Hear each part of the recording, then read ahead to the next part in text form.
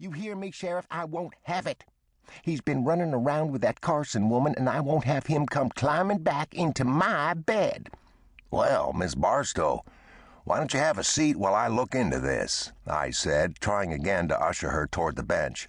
"See that you do, young man," she said, again brushing off my arm, but at least taking a seat on the bench. I left Miss Barstow under Gladys's watchful eye and went back into my office, sat down, and picked up the phone for my last official call before my vacation. When the lady answered, I said, "Rochelle, this is Milt Kovak. Your mama's here." "Oh, Lord," Rochelle said. "What now?" "She wants me to arrest your daddy for crawling into her bed." "Milt, my daddy's been dead for 10 years. "That I know, Rochelle. If you recall, I did the eulogy." Rochelle sighed. "I'll come get her as soon as I get the grandkids off to school.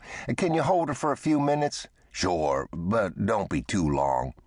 "Or you could just lock her up," Rochelle suggested. I laughed. "Don't think that would be exactly constitutional."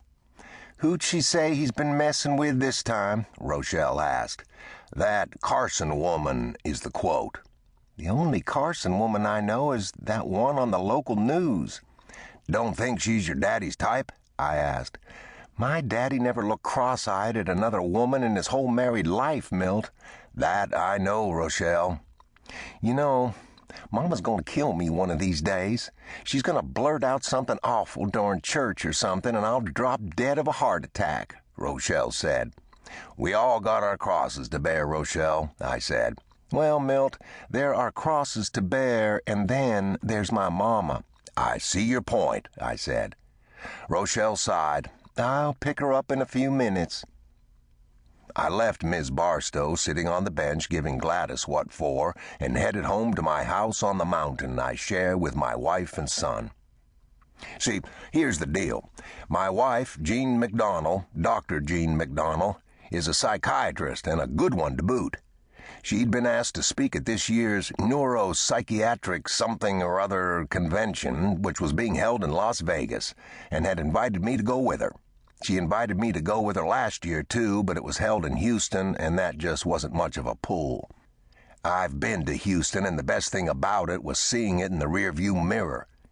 But Las Vegas, Sin City, oh yeah, honey, I'd be happy to join you there. We'd made arrangements weeks in advance with my sister Jewel Ann to take care of Johnny Mac for the 3 days we'd be gone, so that was all settled. We went to bed that night, Jean probably going over her speech in her head, me thinking about how much mad money I could blow. Meanwhile, across town, Emmett Hopkins walked in the front door of his apartment that evening after work, and for some reason saw it for the first time.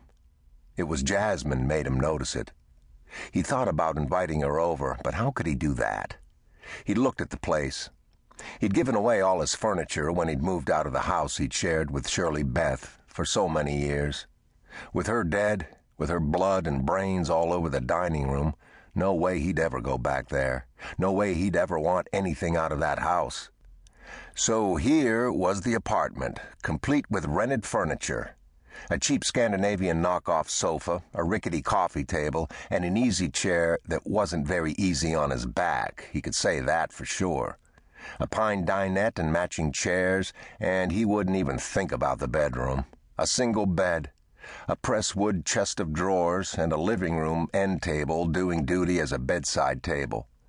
That was it, and he didn't own any of it. How could he ask a woman to come into this? Jasmine had flirted with him some a while back, but he hadn't responded, didn't remember how. So he'd blown that opportunity. But this afternoon, after Milt left, she'd smiled at him. Jasmine didn't smile a lot, so he knew that she meant it. The smile was for him. Jasmine came with a lot of baggage, he knew that, just like he had baggage.